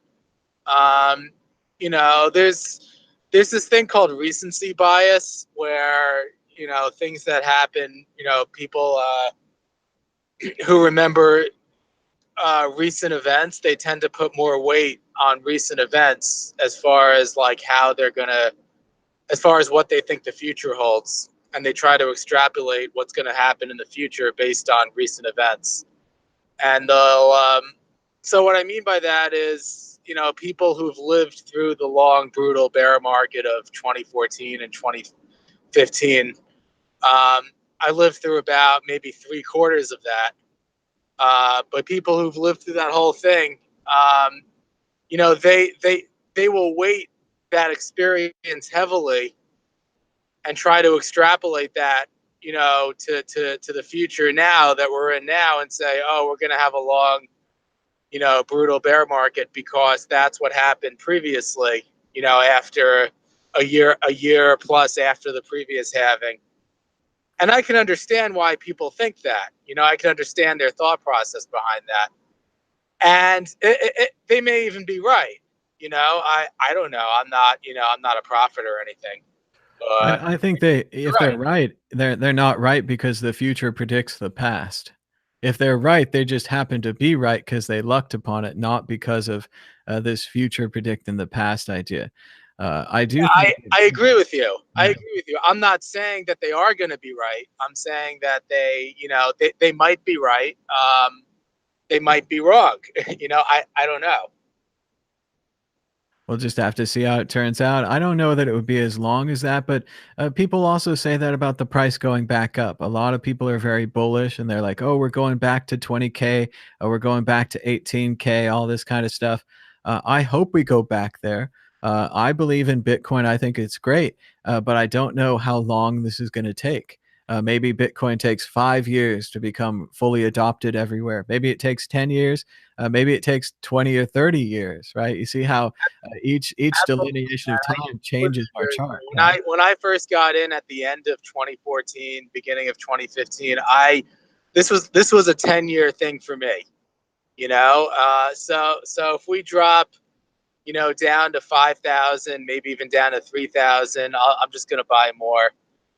And we might not. We might go straight up from here, and form another bull market. Me personally, I don't know what's going to happen in the next few months, but I do know that over the next 3 to 5 years, we're going much higher than we are right now. I think that too. In the long run, I think Bitcoin will go up, but that's again if it becomes adopted, if it becomes the world's currency. But again, I'm totally biased. But thanks again for your call, Ari. Thanks for the kind words, man. I just want to encourage everybody to live a lifestyle that's on the frugal side and very within your means. And just just be mindful of that. You want to be rich and live poor, but you don't want to actually be poor. You just want to be rich and live poor. You know what I mean? I absolutely agree. I think you want to have the best shoes and the best bed and a good laptop computer, and nothing else really matters. Maybe a good phone. Those are the 4 or 5 things you need. That's about it. Get your health in order. Eat a diet full of fruits and vegetables and some fish. And some protein. Cut out the sugar. Cut out the unhealthy stuff. It's more expensive anyway. You don't need it. Cut out unnecessary things from your life that you really don't need. You could probably start with your cable bill, but that's personally. Very true. Yes. World Crypto Network. You learn a whole lot more. I agree. I tend to agree. And really, if you but when you focus on only the minimalist and the really necessary things, this frees you up, and this gives you much more interesting things to work upon, because it fundamentally, changes your entire mindset. Exactly. Like me personally, I'm living down in Miami Beach. It's kind of, relatively wise, it's kind of an expensive area for the country. It's not. I mean, it might be a little more than Vegas. I'm not sure. It's definitely less than New York, but relatively speaking, it's probably on the expensive side. But I'm just a young single guy, so I'm keeping my expenses to under 2,000 a month, and I'm just very happy with that. I know that over the next 3 to 5 years, we're all going to be much better off than we are now. That's right. Bitcoin teaches you to save. It's better to save your money and just put off those purchases. But like you say, health, food, medical insurance, going to the gym, eating just well. The necessities, Yeah, just the necessities. And just keep on learning. Learn as much as you can, and maybe treat yourself to a steak once in a while. But you don't really want idle time. You want time. Any time that you have that's idle, encourages you to go and spend money on all the stuff that you may not need. In the long run, and you want to use that time wisely. Use that time to just learn as much as you can. And like with Bitcoin, it's just an endless amount of learning to do. It's just endless. It's a bottomless pit of learning. And the more you learn, the more you realize how much you really don't know. And they're saying in the chat, can I buy the Jack Daniels? You can buy some of the Jack Daniels, but not all of the Jack Daniels. That's what buy one and have it last you for like a year. How's that? There you go. There you go. And sugar's a killer. Right. Think about like a Sprite. There's like 10 packets of sugar in a Sprite. It's horrifying. You'd never drink it if you knew how much there was in there. So stay away from all the sugary drinks, all the crap, all the nonsense. Honestly, drinking soda should be a crime, in my personal opinion. It should also be a crime to market it, but that's just me. It should be shunned. It is pretty bad. This is probably another good libertarian issue for us to debate about here. But in California, they're trying to pass a bill right now where they would say you can't sell sugar to young people. And so if you have a Happy Meal or something, it has to be grouped with milk or water. And certainly, and from one side, this is draconian. You're telling the businesses what they can and can't do. You're regulating them. It's certainly regulation. On the other side, you've got these children that don't know how to make a decision, and soda tastes so good because it's full of sugar and it's full of chemicals and flavoring. It's bubbly. There's all these good parts, and it's advertised heavily on TV to everyone. So it's like, should we ban it? Should we try to protect these children? All these kind of things. So that's where the debate is. I sympathize with that argument. Look, I'm a libertarian at heart, and people might question me because of what I just said. But here's the thing: our society, American society, is so backwards right now. So take what I said. Relatively speaking, our government is going around banning drugs that actually do help people and cure cancer. All right. I mean, we're gradually starting to get away from that, by gradually, having cannabis be legal in a lot of these states, and it's still outlawed federally. I get that, but we're gradually making slow progress there. But that is, for the longest time, that's been vilified, and that saves people's lives. But at the same time, like, all this stuff is just that actually does kill people. Like tobacco and unhealthy drinks. That's like perfectly legal. So it's a values thing to me. Society just has it backwards. Well, but again, why do they have it backwards? And here I would say that, again, government intervention really comes into this heavily. There was a fantastic talk by Tom Thornton on the opioid addiction that is currently epidemic in America. And this was all started by the FDCA and by government intervention in the health market, because they prescribe things like opioids, which are heavily addictive, really, really loosely to pretty much anyone who wanted to have it. So this really started the epidemic, and a lot of people who are addicted to heroin started out by being treated in a government hospital or by a government doctor. So this is something that might be inherent, again, to government and not necessarily always be present in society. Yeah. Hey, listen, I'm gonna go because I'm breaking up a little bit, but I really appreciate the chance to talk to you guys. I'm gonna keep streaming your show on my road trip here, and keep up the good work. All right. Thanks so much for the call, Ari. Give us a call anytime. Love you guys. All right. Bye-bye. Thank you very much. And you can call now at 518-600-1949 or at Skype on World Crypto Network, all one word.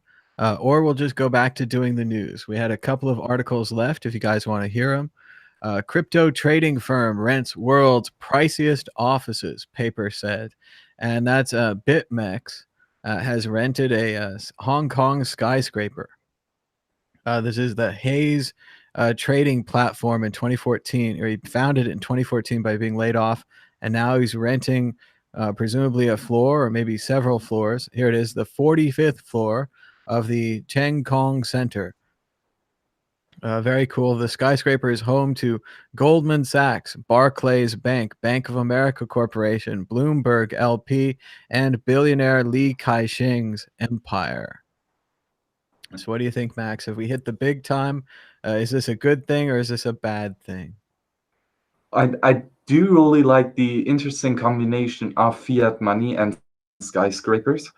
They do really go really well together. Centralization of power in the city center, financed by big debt, and misdruing the resources and misallocating them. Great book, The Skyscraper Curse by aforementioned Tom Thornton. So it really is interesting that those with a lot of money, maybe financed by inflation, tend to be in those huge structures that do take a long time to produce and that don't really provide that much of a value, that are actually quite not as efficient for bringing together humans. There are many better ways that we could build huge structures, right, than just a phallic into the air. So it's interesting, but it looks like a nice office. So let's hope he enjoys it there. Well, it's sad. A lot of companies, once they get the big office space, they just go straight downhill from there. They used to be profitable. They used to be a lean and mean startup, but now they've hit the big time, and they're chilling with all the bankers and the big businesses. Someone in the chat, We Smoke Bitcoin says, "Just don't be evil once you all become billionaires." And I think that is part of the problem is we're seeing start a beginning of the switchover from wealthy people to crypto wealthy people. And some of them aren't libertarians and some of them aren't cypherpunks. They're just well financed people that did well on certain markets. And we're talking BitMEX here. So we're talking leverage. There was 100% leverage and there was minus 100% leverage. And I shorted and I longed and then I longed the shorts. So this is it. They're going big time. Also, Bloomberg is warning me this is my last free article. So say goodbye to Bloomberg as a news source. Bye bye, Bloomberg. Come on. They still haven't understood what information is all about. Petty. I know it's better to be a popular information spreader than to have a paywall and to lose even a single reader. But they don't know that yet. They have to learn. Painted Frog writes, "It doesn't get any clearer than this. Bcash is a social attack on Bitcoin." And he's got a quote from Roger Ver, Memory Dealers. And it says, "We are working on fixing all of these things and promoting Bitcoin Cash as Bitcoin. It takes time to update everything, though." So here it is right here from the horse's mouth. They are promoting Bitcoin Cash as Bitcoin. For those of you keeping track, maybe you're in law school, this is fraud. You're promoting Pepsi as Coke. You're promoting apples as oranges. If I go to you and I try to buy an apple and you sell me an orange and I'm allergic and I die, you committed fraud and you killed me. In the same way that if people go out there and they hear about Bitcoin on TV and they hear about Bitcoin futures and they hear about the Bitcoin ETF and they hear about people using Bitcoin, naturally they're going to go to some website and try to buy Bitcoin. And if you sell them Bitcoin Cash instead of Bitcoin, you're committing fraud, which is a crime. So this is bad news for Roger Ver. I don't know again that this is 100% true. This could be a fake screenshot. There's a possibility out there. So alleged, and all those things. What do you think, Max? They're promoting Bitcoin Cash as Bitcoin. As you said, it is clearly fraud and it shouldn't be done and it should be prosecuted. But I'm curious on why Roger continues with this nonsensical stick. And it might be because he owns the bitcoin.com domain, right? This is a really valuable domain and he doesn't want to give it up. But he doesn't like the current version of Bitcoin, so he forked it and changed the rules. I But just now, had an idea. Maybe we could trade him. Does somebody out there own bitcoincash.com? Maybe we could trade Roger bitcoincash.com and he could maybe stop using bcash.com? bitcoin.com. Either one, both. Oh, hell, package deal. I'll sell them both. I'll give you bcash.com and bitcoincash.com, obviously superior to Bitcoin, in exchange for bitcoin.com. Seems like a good deal. It might be the true Satoshi's vision. We can ask him. He's still there. Fat Boy in the chat says, "I think Roger is being held hostage."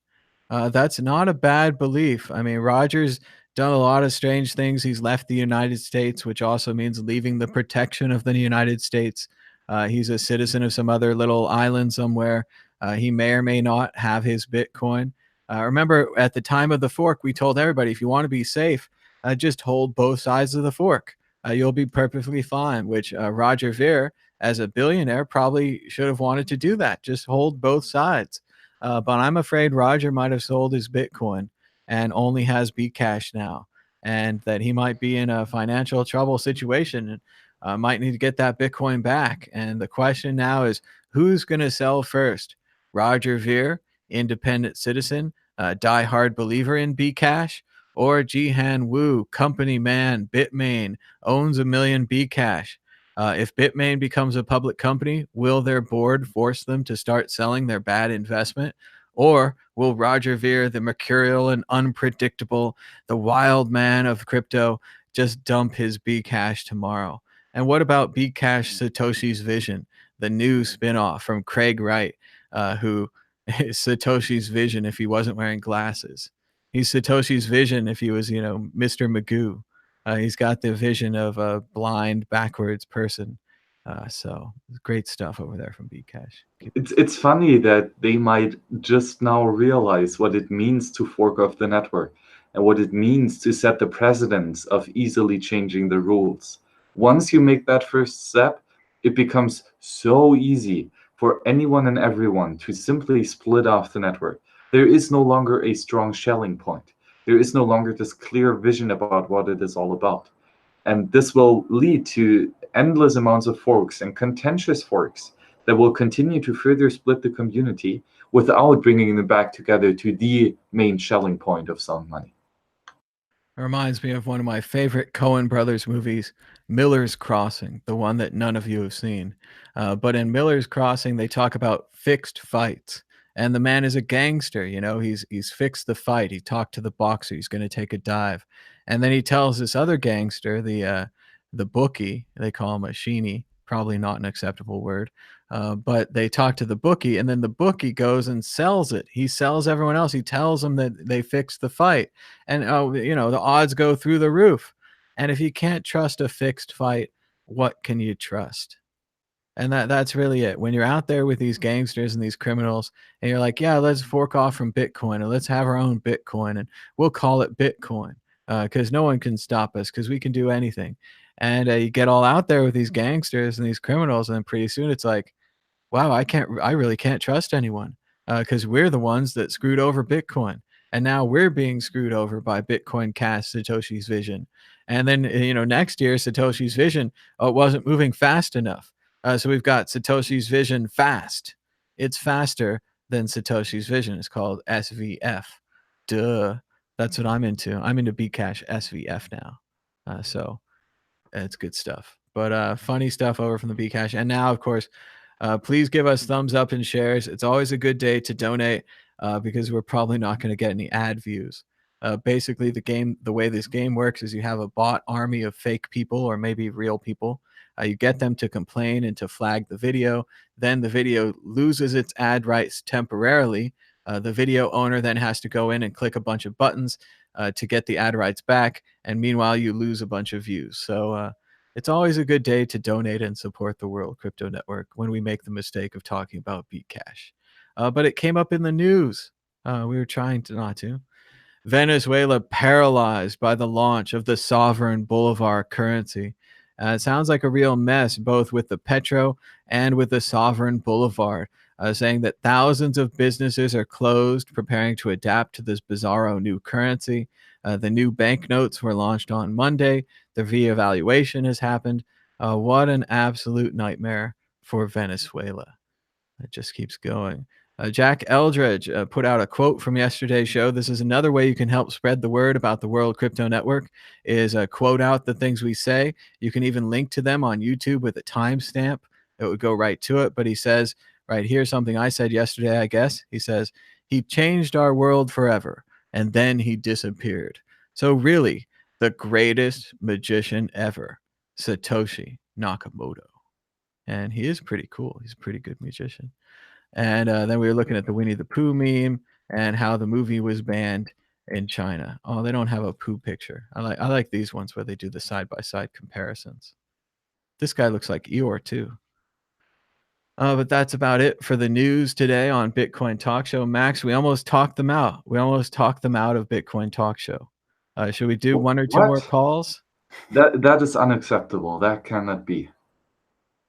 Well, you can take one or two more calls. If you're out there right now, you want to call us on Skype at World Crypto Network, all one word, or you can call us on the phone at 518-600-1949. But we are starting to run out of time. We've got about 15 minutes left in the show. Max, why don't you tell people where they can find out more about your stuff, and we'll show the QR code for the Purism laptop again. Here you go. Yeah, so this is going to be the fundraiser for the next amazing video to talk about the Purism laptop, maybe even the phone. Let's see. So this is going to be really nice. Of course, here on the World Crypto Network, where a bunch of my videos are. You can find me on Twitter at HillebrandMax, and my website is towardsliberty.com. And right after this show, I will be doing a live show with Rico Coin Report, Ricardo from Paris, and we will talk about the creation of the Fed in a 6-part video series. So this is going to be really interesting and a several week-long discussion. So curious how this will end out. So right after, join us at the Rico Coin Report. All right, that sounds great, Max. And we're going to try to keep it open, see if we can have another call. But as always, people can donate to our $1 million fundraiser, especially if you're incredibly rich in Bitcoin out there and incredibly bored. You might be thinking to yourself, what would the World Crypto Network do with $1 million? And you might be in a position to make that happen. So there's always a chance out there. I'm sure that a lot of billionaires and millionaires are listening to the what is this, the hour and a half point of the 2-hour talk show. I'm sure they skip straight ahead. But maybe we could flag this down below with a timestamp, and people could say, hey, yeah, $1 million for the World Crypto Network right here. And you can watch it happen. They're saying in the chat, good question. What would you do? First of all, freak out about the tax implications. Second of all, freak out about whether I should sell some into dollars to make sure that we can provide people value.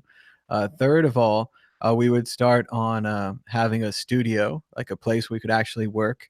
Then we would look into actually paying people for being on the World Crypto Network, maybe even having contracts so they can't just go away, or having a deal like 6 months or a year or something like that, so people know what they're committing to. Something like that. And we would just try to expand the content and the quality, and just to keep the shows going. And we'd also be able to feed ourselves and have extra money to invest in Bitcoin. I'd hodl Bitcoin. Hello, caller. You're live on the World Crypto Network. What's your name and where are you calling from? Hey, Thomas. This is Dave from Youngstown, Ohio. How's it going? Hey, Dave. How's it going? What's on your mind today about Bitcoin? Pretty good. I'm curious what you will do with $1 million, billion, trillion dollars. Oh, I have to see. I mean, I think it starts out, getting a studio, having a backdrop. It would kind of look like a local news set. The idea is that we'd get one of those newscaster desks, and we'd get a good backdrop, a couple of good cameras, rig them together with good software and someone to run them. I think we'd hire like an editing and an archiving staff. That would be a big part of it. We would want to go back through all of the old World Crypto Network videos and catalog them, and then clip them up into parts, and then bring them back to people. We think there's a lot of educational content and a lot of historic content there. Surely one of us must have said something correct. So that would be fun. But in the same way, many of us must have said something horribly wrong, and that'd be fun to see too. So all of that, yeah. Yeah, because you've got to have, you've got to have thousands of hours by now. It's huge. Even when I try to think about just with Bitcoin Talk Show, I was like, well, am I committing enough to the Bitcoin movement? I put my time into this because, I used to commit to the MP3 movement and the 9/11 truth movement and all these other kind of movements. But now I'm into the Bitcoin movement. So I was like, well, I'm doing 2 hours a day. If that's 5 days a week, that's 10 hours. Then I was like, I started doing weekend shows. So that's 14 hours a week. And then I added it up for the month. And it would be like, 28 times 2, so like 56. So 56 hours a month. That's almost 2 complete days. If you go into work days into 8, right, it's like 4 or 5, maybe 5 or 6 days full of work. So it's starting to get up there. It's quite a lot. And yeah, it's hard for anyone to catalog this. And that's why we say, even helping out with the timestamps down below, maybe you only timestamp one thing. You don't have to timestamp the whole show. But that one thing helps someone find something they're interested in. And if we had money, editing and watching the shows over and over again, while it sounds really cool, would be better if we could pay somebody to do that, because it's going to take them all day. And I don't know how much they're going to generate, and certainly they can listen fast. And we've got subtitles that are kind of like transcripts and things like that, so that would help. But at the end of the day, editing just takes time. So we'd look at that. We would hire someone to do advertising. We would actually pay money for advertising. A lot of people believe that the World Crypto Network would be bigger if we had Facebook or YouTube or Twitter ads, Google ads, stuff like that, that we could multiply ourselves by 10x because we just aren't reaching these people because we don't have any ads. Stuff like that, partnerships with casinos with Bitcoin companies, with other companies, having someone to manage that. Basically, right now, the World Crypto Network is me, and I do these talk shows every day, and a lot of other people contribute their own content, and they are a part of the network and an important part, like Andy and Max and Shem and a couple other people I'm probably forgetting now. And Corey helps out. Corey's trying to get us forward into the podcast advertising, and he's got a friend in India that's helping us convert the YouTube videos into podcasts so that people can hear them. But we're pretty much, we're a very small shoestring operation. So if we had the million, I don't know how long it would last. Salaries get very expensive when you start paying people to work for you. Mainly, it all comes from salaries. So yeah, it would probably be a year or two if we paid real salaries. Maybe we could spread it out longer. If people were still kind of volunteer, we could give them like an endowment or something, like just a reward. But we talk about it openly with our people. You could also ask people to just step up and do some of that stuff for you, to go through and, because there's a lot of people with spare time on their hands that love Bitcoin that would love to, go through and create a transcript or a digest or something like that. Like Free Talk Live, for instance, which is where I first heard about Bitcoin. They have somebody that just on a volunteer basis goes through and clips out, because their shows are at least 3 hours a night, I want to say. And they cut it down to like a 20-minute digest, something like that, cut out all the, the ads and everything else that, that people aren't necessarily interested in. So maybe something like that could work for you. Yeah, I've seen that. I think that would be a great idea. I've also seen people do that with Joe Rogan. People will clip out something really interesting from one of his really long interviews, and I'll watch the interesting part. And then, of course, I'll go back and watch the whole interview. So it works out for Joe Rogan's channel too. So that would be useful if we had people doing clips. But yeah, generally, I agree with Dan in the chat. It's not easy to get people to work for you for free. Also, it might not even be fair to them. I always tell people when they come on the network here, they should have a product to sell, something to support, even if it's only their own QR code or their own YouTube channel, because we really don't have any money to give to people. So we try to give them, like I told, I promoted Max's fundraiser. We promote Max's Twitter because, that's the best reward we can give as of right now, that kind of thing. So. Yeah. Well, that and the glory. Exactly. The glory, the part of being the winning team. You get on board. It's a crusade. It's a holy war. Your name will be remembered. So. Exactly. Awesome. Well, I don't really have anything particular. Just, I'm off today. So just bumming around and doing some things around the house, cutting the grass and that sort of stuff. So just, listen to the whole show. It was great. Just wanted to call in and give you a little bit of content. I do have, I noticed your Klingon is getting pretty good with the whole thing. That's awesome. And I will leave you with the Klingon toast. When you're hoisting a tankard of blood wine, you say, "Ulij chach chach," which means, "May your blood scream." Thanks so much, Dave, for the Klingon, and thanks for the great call. Give us a call anytime. Got it, man. Take care. All right. And people are questioning spending $1 million for a year or two. But if you think about salaries, if a salary is $50K a year and you have 10 people working for you, that's $500,000 a year. So it adds up quick. And $50K isn't necessarily a great salary if you're trying to hire a technical person, so on and so forth. It's the salaries that get out of control. I mean, I think also renting a physical space would be a big part of the expense. And certainly we could keep running it on the cheap. But if someone gave us the $1 million, the theory is you're going to spend the $1 million to try to get an amplifier onto the project, that the project would go 10x or 100x from that kind of thing. Whereas, yes, you could spend the money slowly and you could keep going for 20 years. But if you don't get that 10x or that 100x, you're not going to reach the full potential audience that's out there. You're going to miss your opportunity of timing. And maybe you'll be interesting historically, but you won't be interesting in the time period. And part of this is that we carry your ideas, we carry everyone else's ideas, and we had an Andreas quote at the beginning and so on. We carry them forward. That we, like the caller said, it's kind of a, it's something we're working on that's bigger than ourselves.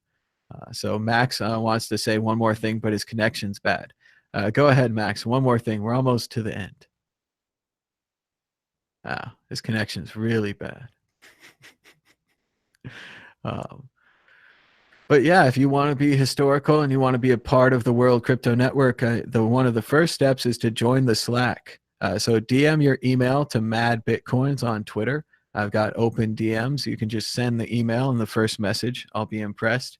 And then join us here. Also, when you give us a like and a share, you're also part of the team. When you come back and give us a comment, when you participate in the chat on the side, all those things, you're a part of the show. You're a part of the team. And we appreciate you. We also appreciate when you donate Bitcoin and other altcoins to the QR codes on your screen. But that's not what this is about. I just kind of have to mention that every show because otherwise people won't do it.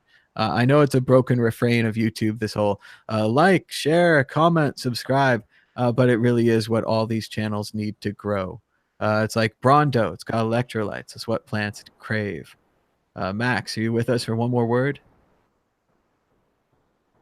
Silence. Or maybe it's one of those things where other people can hear Max, but I can't. Those are strange things. But I don't know. Max is going to have to get out and push or get the hamster wheel. Can you hear me? I hope that you can hear me. I can hear you now, but I don't know if it's a delay or if you're just being theatrical. Okay. Well, I think it will be better now. The connection is just horrible here. I'm sorry, guys. In a couple of weeks, it will be better. So production quality will be up there. At least a bit better. Not too much, though. And that's the thing. Guys, when you're traveling, it's so hard to maintain a proper internet connection. You just got to go with what you have. Yeah. Exactly, yes. But it has absolutely been a fantastic show as always, Thomas. Thank you for having me. We talked about quite a lot, and I'm looking forward to the next show. But until then, you can see me on the Rico Coin Report talking about the Fed starting in 30 minutes. A link is in the chat below. So talk to you then. All right. Thanks so much to everyone for joining us, giving us a couple of calls.